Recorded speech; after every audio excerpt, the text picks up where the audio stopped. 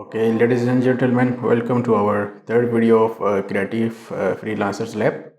So our today's topic is be more business savvy, but how? Because when being a freelancer, it's very more important to be a business savvy. But there are many questions that how to be a business savvy. So our today's lecture is based on that.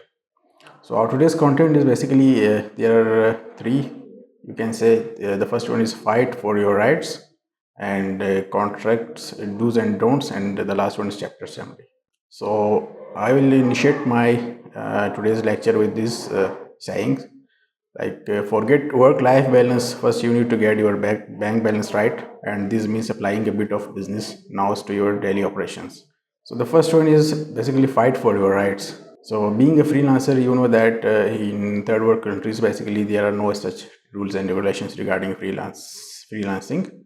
So you should, so you will rely on your own. So the first one is don't waive moral rights. It means that you should go with the consent of your clients. Whatever you are doing with, it means that you should not go for unilateral decisions whenever you are working as a freelancer. So the second one is protect your assets. So it means that whatever you are working on or whatever you have done on writings, so that belongs to you. So you should have some rules regarding copyright claims. Reassess contract.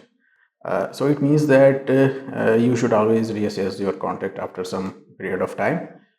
Due to, you can say that there are many things to be considered while you are signing a contract, such as economic, social issues. All those factors are considered. So you should, according to economic situation or any other major developments, so you should reassess your contract with the passage of time. So the fourth one is know your rights. You should claim your work. Whatever you have done, you should claim that. So no one will be able to exploit you or your work ethics. So our next topic is contracts, do's and don'ts. So before going ahead, I will just quote these sayings here. The best can help you manage daily tasks and projects. It's a great way to collaborate with other content writers. So there are some contracts, do's and don'ts that you should consider while you're signing a contract with any client, or you can say with any other company being a freelancer. So first you should read the contract. It means that you should read all the legal terms and agreements, because you are liable for any wrangles you might get into yourself into. And the second one is understand the contract. So basically it means that understand the legal definitions of the contract. You can basically contract is exchange of goods and services. So being a freelancer, you give your services and return you will get paid for that. Uh, send out your own terms and conditions. So the third one is set terms in your interest. Not all rights are automatic and have to be asserted to be legally binding.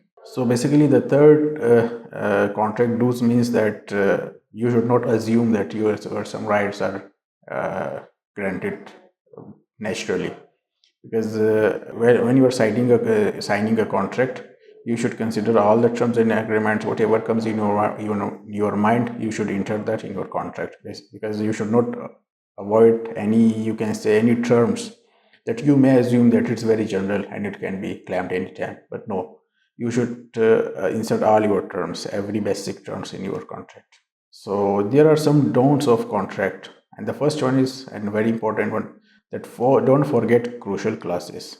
So it means like clauses like this, that the first one I have mentioned here, that no rights are transferred until complete payment. Or it means that whenever you are working with any client, you should basically, at the initial stage of signing a contract, you should make sure that your terms and inserted in the contract that no rights are transferred until complete payment is met. And the second one is don't miss out on cancellation fees.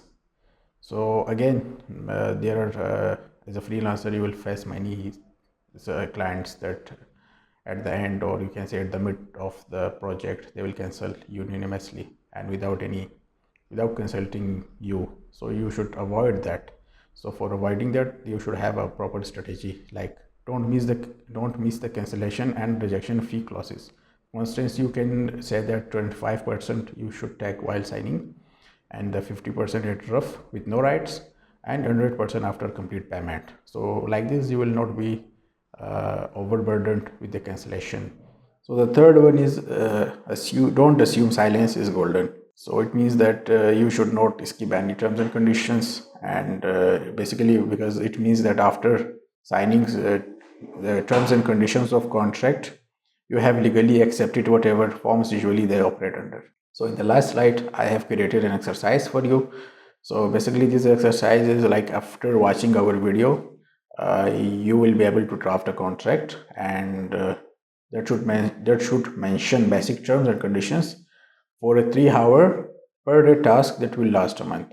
So exercise basically that you should draft a contract after watching our video, and also considering all those points that we have discussed in our slides. Thank you so much.